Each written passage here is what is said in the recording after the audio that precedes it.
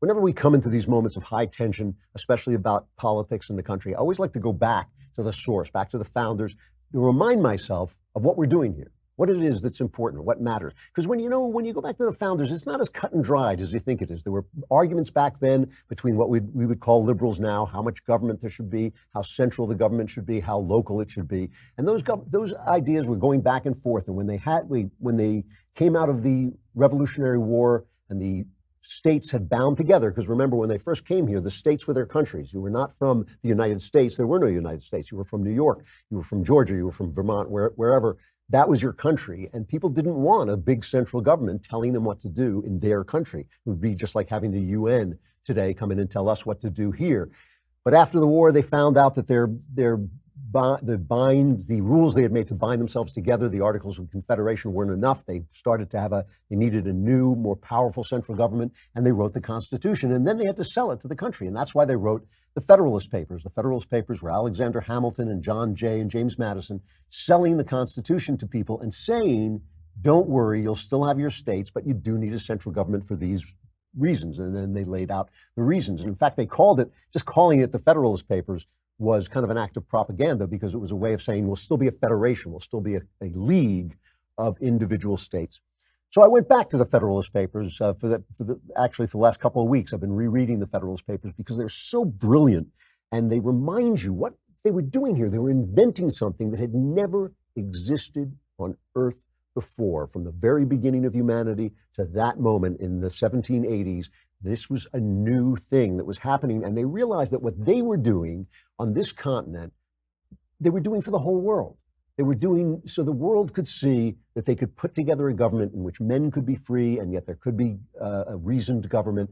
And everybody, they knew that what they were doing was going to be immortal. They knew that everyone was watching. And in the first Federalist paper, Federalist One, Alexander Hamilton, a very short quote, he wrote, "It has been frequently remarked that it seems to have been reserved to the people of this country, by their conduct and example, to decide the important question of whether societies of men are really capable or not of establishing good government from reflection and choice, or whether they are forever destined to depend for their political constitutions on accident and force.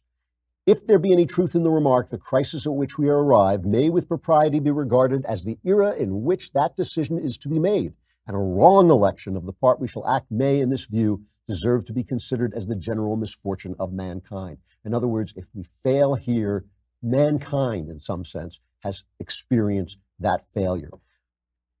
This election today is not that election. The world is not going to live or die on what we do, and the Republic is not going to live or die on what we do. But it is still the case. It is still the case that we are the political light of the world. We are the place that people turn, because they won that vote, because they established a constitution. The idea of a democratic republic became the ideal throughout the world. When we did that, when the Americans did that, there were no political republics. There were no democratic republics on the face of the earth.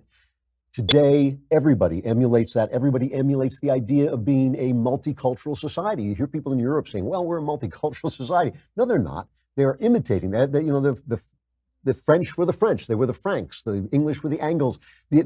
Every other country on earth was a collection of race-tied people, a family affair. Only this country was based on an idea, and that changed the world. Okay, that election for that constitution changed everything. It set up the idea of a republic. When the Soviet Union, a slave state, came together, they called it the Soviet Union because it was the union of Soviet socialist republics. They had to pretend that they were republics because we were so successful.